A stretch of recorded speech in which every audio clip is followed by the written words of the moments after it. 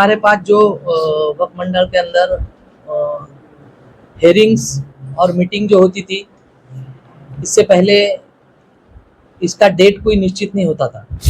तो हमने देखा कि यहाँ पर जो हेयरिंग में और मीटिंग्स में कुछ लोग अपने काम लेकर आते हैं, तो महाराष्ट्र के कोने कोने से लोग आते हैं, तो उन्हें दिक्कत होती है कि भाई ये नोटिस मिलती नहीं होती डेट डिक्लेयर करने की वजह से, और उन्हें आने जाने में प्रॉब्लम होता है। इस चीज़ को मद्देनज़र रखते हुए हमने एक पिछले मीटिंग में डिसीज़न लिया था कि यहाँ पर हम हर महीने के आखिरी जुमेरात, गुरुवार को और शुक्रवार को बैठक का आयोजन करेंगे। उस हिसाब से ये हमारी पहली सुनावनी थी, और जब भी यहाँ पर हम लोग मीटिंग लेते हैं तो हमारा प्रेस कंटिन्यू हर मीटिंग में होता है। उसी ताल्लुक से हमने ये प्रेस रखी है। हमने हमारे जो कामकाज किए गए, हमने जो डिसीजंस लिए हैं, उसमें अभी हेयरिंग सेक्शन में काफ़ी हमने बदलाव किया है कि ताकि लोगों को इंसाफ मिलने में देरी ना हो, क्योंकि डिसीजंस टाइम पे मिलना चाहिए, उनको सुनकर देना चाहिए। इस मकसद के तहत हमने ये हेयरिंग का डिसीजन लिया, और मैक्सिमम हमारे लिटिगेशंस अभी हमने हमारे हेयरिंग सेक्शन से निकालने की कोशिश की और कर भी रहे हैं। वक्फ पर कई सारे एलिगेशंस रहते हैं। अभी इन्फोर्समेंट डायरेक्टर के पास भी 1600 करोड़ के कुछ घपले हैं। देखिए, मैं बताना चाहूँगा कि 1600 करोड़ का घपला है, लेकिन उसका कोई दस्तावेज तो चाहिए। सिर्फ सोशल मीडिया में आज वक्फ बोर्ड काम कर रहा है। 2021 से पहले का वक्फ बोर्ड देखिए, 27 लोग पूरे महाराष्ट्र में काम करते थे। आज 200 प्लस लोगों का स्टाफ है। हर डिस्ट्रिक्ट में ऑफिस है, हर डिस्ट्रिक्ट में ऑफिस खुद का बनाया गया है, कुछ कलेक्टर ऑफिस में। उसको ऑफिस को बनाने के लिए गवर्नमेंट से पैसा लाया गया है। लोगों के काम हो रहे हैं, जो रजिस्ट्रेशन हमने किया है, जो लिटिगेशन हमने सॉल्व किए, हेयरिंग सेक्शन डेवलप किया है। अब ये कुछ लोगों को ये कंसेप्ट पूरा करना ही नहीं है। जो पुराना सिस्टम था, कुछ लोग कैंपस के अंदर घूमते थे, लोगों को ब्लैकमेल करते थे, वो सिस्टम उनको वापस चाहिए, इस तरीके के एलिगेशन करते हैं। हमने अभी बानेर का भी खुलासा किया।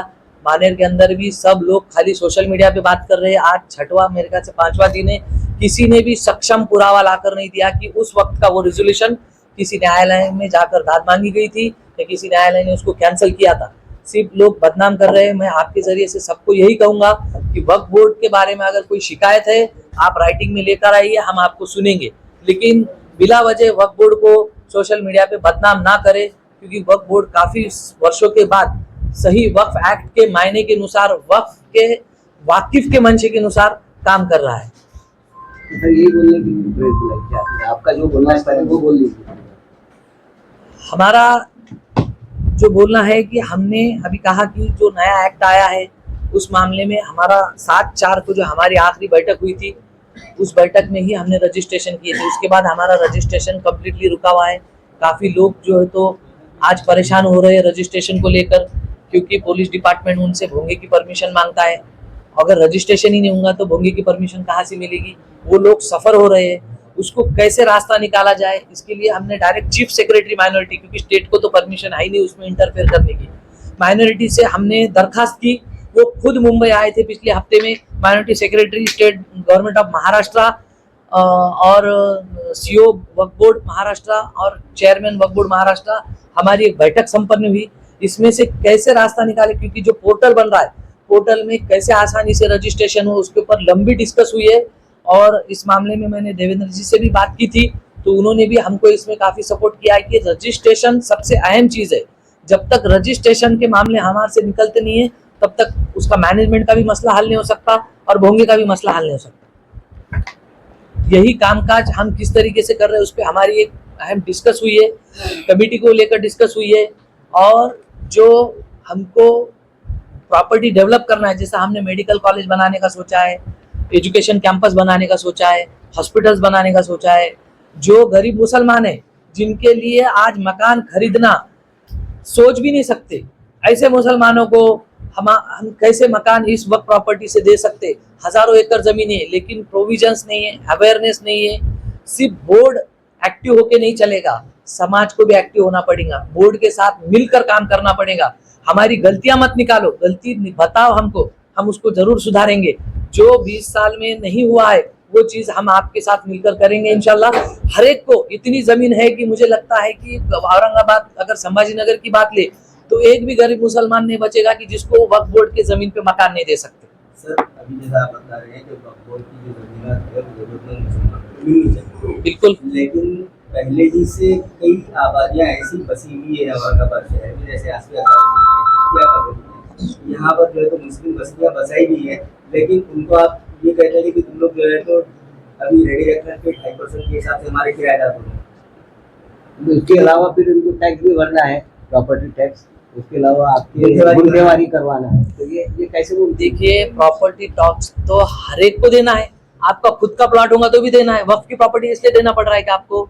दूसरी बात, जो हमारे प्रॉपर्टी के ऊपर बैठे हैं, जो भी गरीब मुसलमान बैठे हैं, अमीर बैठे हैं, उनको हम क्या बोल रहे हैं कि आप 2014 में लीज रूल आया, पहले क्या था, लीज रूल नहीं था, 10 रुपए से भी जगह दी जाती थी, 100 रुपए से भी दी जाती थी। तो जो लीज रूल आया उस लीज रूल के मुताबिक आप किराएनामा करके लो और सेफ हो जाओ। हमारा काम एनओसी देना, कारपोरेशन से जो भी परमिशन लेना है वो उनका काम है, और हमने इस मामले में रिकवरी शुरू की है। देखिए हमारा काम कहीं ना कुछ तो हमने शुरू किया है, पहल तो की है, इंशाल्लाह हम पूरे। सर पहल की है, बहुत अच्छी बात है, लेकिन उसमें बिल्डिंग परमिशन और गुंडेवारी के जो लाखों में जो खर्च जा रहे हैं, तो ये जिनके पास घर खाने के लिए मुश्किल होती, तो वो कहाँ से भरेंगे।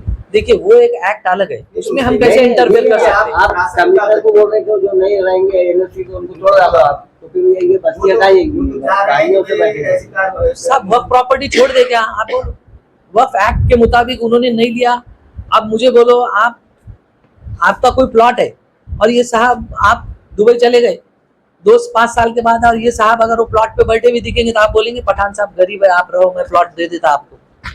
अरे वो तो वक्फ का माल है ना।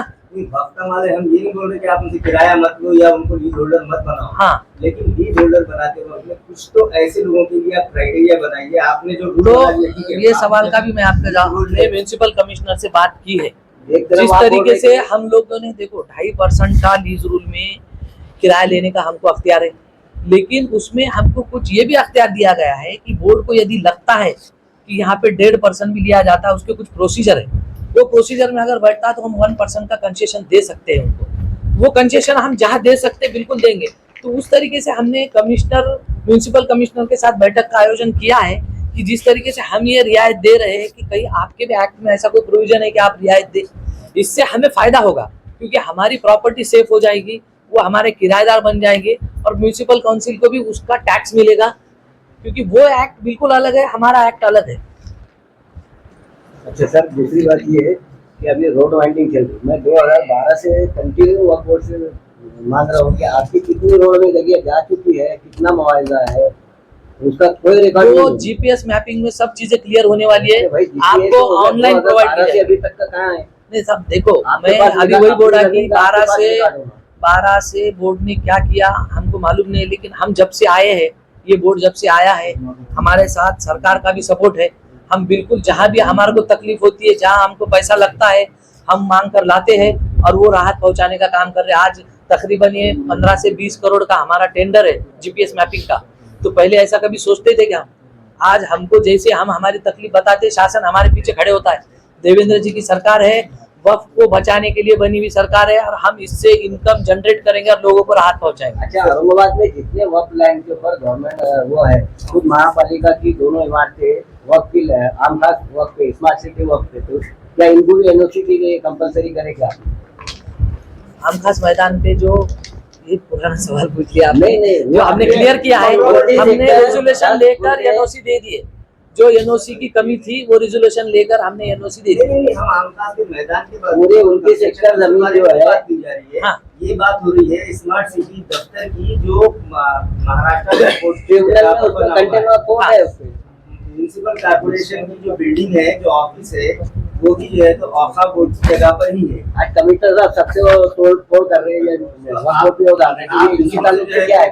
तो उसके कुछ लिटिगेशन कोर्ट में शुरू है, उसको हम जांच करके वो जो बैठक होने वाली है हमारी, तो वो भी मुद्दा हम उस बैठक में रखेंगे। तो आप ये रोड वाइंडिंग में जो जा रही है, कितनी जगह जा रही है, आप क्या मांगेंगे? कल वो mapping as per acquisition act जो है उस हिसाब से आपको पैसा देना पड़ेगा। उनके एरिया में कितनी जगह गई आपने? सब रिकॉर्ड है हमारे। आप जो है तो देने नहीं ना, 12 से मांग रहे हो। सलीम एक आप जो है तो चिश्तिया का ये क्योंकि मुसलमान लीज पर है उनको आप बोल रहे हैं कि एडिकेटर के हिसाब से आप किराएनामा कीजिए। गवर्नमेंट ऑफिसेस जो महाराष्ट्र वक्फ बोर्ड की जगह पर मौजूद है, जैसे कि म्युनिसिपल कॉर्पोरेशन है, MSCB है, तो क्या आप उनसे भी जो 2.5% के हिसाब से रेडिएटर के हिसाब से जो आप उनसे किराएनामा मांगेंगे? देखिए अगर वो गवर्नमेंट, किराएनामा न दे तो क्या उनके ऊपर बुलडोजर चलवाए जाएंगे? देखिए इस मामले में जो है ना गवर्नमेंट से हमारी कुछ दिनों पहले डिस्कस हुई है। ये पूरे महाराष्ट्र का विषय है। यहाँ पर अगर कोई गवर्नमेंट का ऑफिस आता है तो उसको दो ऑप्शन होते हैं। गवर्नमेंट एक तो जगह वक्त से किराए पर ले, या फिर सेक्शन 91 के तहत लैंड एक्विजिशन करके कॉम्पनसेशन दे एज पर एक्विजिशन एक्ट, और वो जगह आप खुद ले ले। क्योंकि वक्फ की लैंड आज भी सेल नहीं हो सकती, लेकिन गवर्नमेंट प्रोविजन के लिए चाहिए तो सेक्शन 91 में प्रोविजन है कि आमतौर पे जिस तरीके से लैंड एक्विजिशन किया जाता है वक्फ बोर्ड के साथ बातचीत करके वो ले सकते हैं। सर हमारा सवाल भी वही है कि क्या आपको या वक्त को पता है क्या कि अपनी कहाँ जमीन है? तो वही मैं बता रहा था कि हमारी उस मामले में गवर्नमेंट से डिस्कस हुई है। अजीत दादा ने मीटिंग लगाए थे, उसका पूरा सर्वे होने वाला है। भीड़ में भी मेरे देखो सर्वे मैं की बात है कि देखो मेरे नहीं, पास वो 50 GPS एकड़ जमीन है, जब 50 में से 25 गई नहीं, नहीं, उस पर मैं सर्वे करूंगा, लेकिन मुझे मालूम है कि मेरा 50 GPS एकड़ है। टेंडर एक अलग आपको बात मालूम है। हम क्या कर रहे हैं कि देखिए जहाँ पर हमारी वक्फ प्रॉपर्टी है उस पे गवर्नमेंट का कोई ऑफिस है, हाँ, ऐसे चीजों का सर्वे होने वाला है और हम गवर्नमेंट से बातचीत करके उसको सारा वन मीटिंग लगाकर सीएम के साथ वो सॉल्व कर। अभी भीड़ में जहाँ पर मेरा मकान है, मेरे बाजू में खुद एक इलेक्ट्रिक का ऑफिस है MSCB का जो 7 एकड़ में है। तो इस तरीके के सारे मामले इकट्ठा करके हम गवर्नमेंट के साथ बैठक करके करते हैं। एक तो सेक्शन, हाँ समझ, नंबर चाहिए आपको, नंबर या फिर एक करोड़ कितना है? इतने में से मेरी आधी जमीन आपके पास गजट है, उसमें पूरा रिकॉर्ड प्रॉपर्टी का रिकॉर्ड है। आपके पास 2012 से अभी तक रिकॉर्ड नहीं है, बोले तो आज से पहले की 20 बात साल है। पहले इससे पहले पार्लियामेंट्री कमेटी की जो है मीटिंग यहाँ पे हुई थी महाराष्ट्र वक्फ बोर्ड की, वक्फ पार्लियामेंट्री बोर्ड की। कब आज से 20 साल पहले। यस, हाँ। उस वक्त तकरीबन जो है तो आपको जो प्रॉपर्टीज का रिकॉर्ड तैयार किया गया था उसके अंदर पूरा इंसाफ की प्रॉपर्टी का रिकॉर्ड मौजूद है। उसके अंदर कितनी प्रॉपर्टीज गवर्नमेंट की है, कितनी है, वो रिकॉर्ड कहाँ है? नहीं, हमारे पास तो सर गैजेट है ना 1974 तो का। है आपके पास, सर, रिकॉर्ड तैयार करना है, हमको पता नहीं। 80 के चेक की रिपोर्ट आई थी, उसपे भी क्या इंप्लीमेंट हुआ उसका भी कोई अभी तक 20 साल पहले ऑलरेडी आपके पास में जो है तो पूरी प्रॉपर्टी का रिकॉर्ड तैयार किया जा चुका है। सर इससे पहले पायलट प्रोजेक्ट के तहत जो सर्वे हुआ पूरा परवनी परवनी, तो उसकी तो रिपोर्ट वो भी अधूरी है। उसका अहवाल क्या है वो कुछ नहीं, वो सर्वे पूरा नहीं हुआ, कंप्लीट नहीं हुआ, पूरा नहीं हुआ कंप्लीट वो सर्वे। अभी इसीलिए हमने ये GPS का किया ना, इसके अंदर जो है each and every property mark होने वाली इसका क्या है विद पोटेंशियल। इसका कब तक होगा ये कंप्लीट?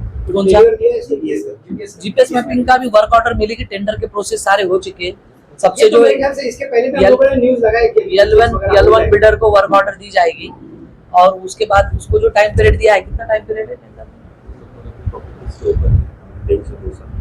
1 से 1.5 साल 2 साल भी लग सकते हैं उसको। अच्छा, क्योंकि हमने सिर्फ सर्वे के साथ उनको पोटेंशियल भी मांगा है कि समझ लो 80 फीट के रोड पे 100 फीट के, तो उसमें क्या हो सकता है, वो भी उनके सजेशंस आने वाले हैं उसके अंदर। अच्छा सर, दूसरी बात ये है कि आप अगर आपके किराएदार NOC लेके गुंठेवारी करते हैं तो क्या वो परमानेंट रहेंगे या As per फिर वक्त कभी भी किसी वक्त भी निकाल दिए जाएंगे? नहीं, तो ये लोग as per वक्त act जो है तो 30 इयर्स दे सकते हैं हम। 30 इयर्स के बाद जो है तो खत्म हो जाने के बाद वो फिर से आवेदन करे। उसकी भी डिस्कस हुई हमारी परसों जो बैठक हुई ना, कि हमारे पास वक्फ डेवलपमेंट के लिए लोग आने से वक्फ की जमीन पे जो कतराते हैं कि 30 साल के लिए वो प्रोजेक्ट फिजिबल नहीं होता है, तो मजबूरी में फिर उसको इंक्रोचमेंट करना पड़ता है। साहब, इस तरफ आप बोल रहे हैं कि बेघर 99 इयर्स का प्रपोजल हमने रखा है महाराष्ट्र वक्फ बोर्ड की तरफ से कि ये जो लीज पीरियड है 99 इयर्स होना चाहिए। वो सर अभी जो है तो आपकी म्युनिसिपल कमीशन से मुलाकात होने जा रही है। इसके अंदर रोड बाइंडिंग के अंदर कुछ मसाइल की आ रही है। उनका कहना है कि वक्फ बोर्ड के चेयरमैन जो है तो हमको वो मस्जिद जो है तो डिमोलिश करने की परमिशन दे या वापस हटा देंगे, तो क्या आप ऐसा कर सकते हैं? नहीं, मैंने देखिए मस्जिद ये मुद्दे पे के, सुनो, ये जो वक्फ बोर्ड है बना ही मस्जिद के सुपरविजन के लिए, तो हम कैसे तोड़ेंगे उसको? हमारे पास जो भी कानून में प्रोविजन है सबसे पहले हम मस्जिद को प्रोटेक्ट करेंगे। हम मस्जिद को टूटने नहीं देंगे आखिरी सांस तक इंशाल्लाह। और इसमें बोर्ड मीटिंग के लिए देरी ना हो, इसलिए हमने सीओ को पावर दे दी मस्जिद के अंदर। तो आप क्या करने वाले थे इसमें, इसके तहत उसके लिए क्या है आपके पास? ये जैसे आप बता रहे हैं आपको पावर दिया गया है, तो आप क्या किस तरह से बचाएंगे इसको, क्या है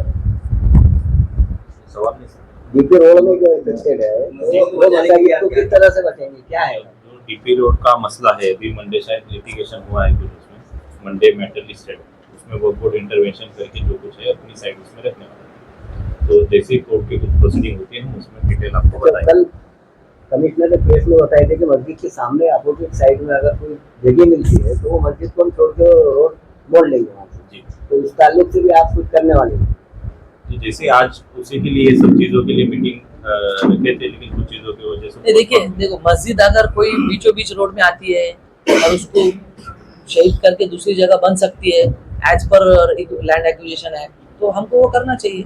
हमारी बहुत सारी जगह हुआ है। इसके मामले में आप जो है तो उलमा से या मुफ्ती से आपने कोई बात की? हमारे पास इस्लामिक मसाजिद का मामला बहुत सेंसिटिव है, नहीं, मामला देखिए, है, उसके अंदर आपको जो है तो मुफ्तियों से उसके बारे में बताता मैं आपको। देखिए वक्फ बोर्ड का जो कंपोजिशन है उसके अंदर ऑलरेडी 2 इस्लामिक स्कॉलर है, तो हमको बाहर जाने की जरूरत नहीं, हम उनसे डिस्कस करके डिसीजन लेंगे। उसी में इस्लामिक स्कॉलर के एक इसमें प्रोविजन है। आज आपके अभी के नक्शे के ऊपर पूरी चली जा रही है, अभी के डेवलपमेंट प्लान के हिसाब से सर थोड़ा सा तो इसके ऊपर आप कुछ बोलिए। बल्कि जो मामला हुआ थोड़ा सा उनका जो कहना है उसको बोलना पड़ता है। जैसे हरी मस्जिद है पुराने अभी स्पेसिफिक प्रोजेक्ट पे कैसे हमने ओवरऑल बोले ना कि जो मस्जिद सुनिए, जो भी मस्जिद अगर रोड के बीचों बीच आ रही है, शहीद हो रही है, तो उसको अगर सरका सकते हैं तो भाई हमने लातूर में वगैरह भी जो उसका मुआवजा भी तो मिलता है ना, वो मुआवजे से हम दूसरी मस्जिद बना सकते हैं। सॉरी सर, दूसरा प्रोटेक्ट के लिए बैठे हुए तो आपने रास्ता सामने से लेने की मांग क्यों नहीं करेंगे? नहीं तो हम देखो इसीलिए बोला स्पेसिफिक केस का जवाब नहीं दूंगा मैं, क्योंकि मुझे देखना पड़ेगा ना। अगर वहां पर हल ही नहीं है कोई दूसरा तो हमें भी तो सोचना पड़ेगा। रास्ता सबके लिए होता है, अगर जानबूझकर वो तोड़ी जा रही है तो हमने तो अभी जवाब दिया कि हम आखिरी सांस तक लड़ेंगे बोल के। गुंटेवाली वाला जो मामला चल रहा है इसमें बगल के वर्कआउट के एनओसी के भी कुछ लोग गुंटेवाली कर लेते हैं, तो अपना वर्कआउट इस पर क्या करेंगे? तो वही बताया ना आपको, उसको डिसमेंटल करेंगे हम। नहीं, मगर वहाँ तो कारपोरेशन करवा के दे रही, जो कारपोरेशन हमको भी कह रही है आपको भी कह रही है कि हम इसमें अब ये बात मेरे सामने जो आई है, कोई एग्जाम्पल नहीं आया है, हम उसकी भी जांच करेंगे। 207 नंबर के अंदर जो है पूरा एरिया जो है बगैर एनओसी की गुंटेवाली कर दी गई है। बानर की स्पेसिफिक अभी बानर पे तो बोल लो ना हमारा हिंदी में भी होगा, मराठी में भी होगा। अजी भाई बानर पे तो हो गया ना, कल जो मामला हुआ बानर पे बोलना है। लीडर्स के भी नाम आ रहे हैं जुड़े हुए हैं बालियत की जमीन को लेकर, तो कहीं ना कहीं आप लोगों की प्रेशर है इस तरह बताया गया। पॉलिटिकल लीडर्स हमारे पास तो नहीं है। मेंबरों के भी उनकी इशारे पे किया गया, ऐसे भी चर्चा चल रही है। देखिए बानेर के मामले में मैंने अभी पूरा खुलासा कर दिया कि उस वक्त का जो कानून में प्रोविजन था उस हिसाब से रेजोल्यूशन लिया गया है, सेटल्ड हुई है। आप 15 साल 16 साल पहले सेटल्ड हुई है, कोई भी सेटल्ड अगर कैंसिल करना है तो ये सिविल कोर्ट के पावर है। 16 साल से कोई भी शख्स उसको कोई किसी भी कोर्ट में चैलेंज नहीं किया है, ना किसी कोर्ट ने उसको रद्द किया है। तो हमने अभी अपील की कि सिर्फ सोशल मीडिया पे बातें हुई है कि किसी ने भी कोई एक कागज का सक्षम पुरावा लाकर नहीं दिया है कि वो रिजोल्यूशन और वो सेल्डेड किसी कानून के तहत चैलेंज की गई हो या किसी न्यायालय ने रद्द किया। आप ऐसे ही बोलते जाएंगे तो ये तो बदनामी है बोर्ड की। बदनामी की जा रही है, उसका कार्रवाई करना पड़ेगा। बिल्कुल हम उस मामले में कार्रवाई करेंगे, जो भी लीगल हमारे राइट्स है उसके मुताबिक हम जो बदनामी हो रही है उसके ऊपर लीगल एक्शन सारा हमने डिटेल्स के साथ बताया उसको। हर टाइम चेयरमैन मेंबरान पर आरोप लगते हैं कि इन्होंने फर्जी तरीके से जमीन ली है, कि आप पर भी कई सारे आरोप लगे थे, आप हाई कोर्ट करते गए थे, तो क्या अभी तक के किसी मेंबरान ने आपको जमीन डोनेट की है? डोनेट मेंबर ने वक्फ नहीं की है। क्यों सर? क्योंकि माशाल्लाह देखो ऐसा कोई प्रोविजन तो है नहीं कि वो उसका कोई क्राइटेरिया तो है ही नहीं ना। तो कई सारे आरोप तो लगते हैं आप लोगों पे, आपने भी मस्जिद को लेकर आरोप लगा था कि आपने भी वक्त की जमीन तो देखो, आरोप का तो मैंने खुलासा किया इससे पहले की प्रेस में पूरा डिटेल्स के साथ। उसकी हम कड़ी निंदा करते हैं।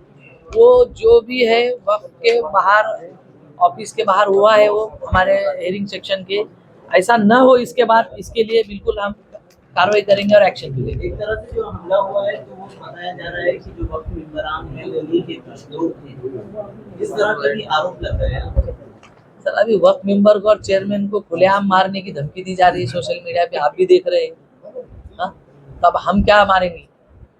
वो आरोप तो फिर आप लगाने वाले को हम मुंह को हाथ नहीं लगा सकते कुछ भी। इसमें एफआईआर करने वाले हैं। इस पे हमने जो जिनके साथ मारपीट हुई है, उन्होंने खुद ने एक स्टेटमेंट दिया हमको राइटिंग में। उन्होंने पिंपड़े नीलक करके एक ट्रस्ट है, वो ट्रस्ट में उन्होंने ट्रस्टीशिप मांगी थी, और जो उसके मुतवल्ली है, वो दोनों में हेयरिंग थी। वो हेयरिंग के लिए आए थे, हमारे पास कोई शिकायत के लिए नहीं आए थे। वो हेयरिंग में आए थे, एज पर उनको नोटिस दिया गया था, इसलिए तो उन्होंने यहाँ पर जैसे अंदर आए, हमने उनसे पूछताछ की, तो उन्होंने जो मुतवल्ली थे सामने खड़े हुए, जिनके अगेंस्ट में उन्होंने ट्रस्टीशिप मांगी है, तो उनके ऊपर इशारा करके उन्होंने कहा कि इन्हीं के लोगों ने मुझे मारा है और इनका ही हाथ है, और ऐसा उन्होंने राइटिंग में भी दिया है। ऐसे कितनी जगह उन्होंने ऐसे ट्रस्टी बनने के लिए एप्लीकेशन दी है, ऐसा कुछ लगता है? या वक्त को पूना में लगभग जहाँ पर भी प्रॉपर्टीज होती है, ऐसे मैक्सिमम ट्रस्ट में आप अगर हमको एप्लीकेशन देते तो हम लिस्ट देंगे। उनका एप्लीकेशन है कि हमको ट्रस्टीशिप दी जाए, जहाँ जिस ट्रस्ट को प्रॉपर्टी है 10-15 एकड़ 20 एकड़, ऐसे ट्रस्ट में ट्रस्टीशिप की मांग उन्होंने की है। क्या वक्त पे दबाव बना रहे थे बानेर में भी उन्होंने ट्रस्टीशिप की मांग की है।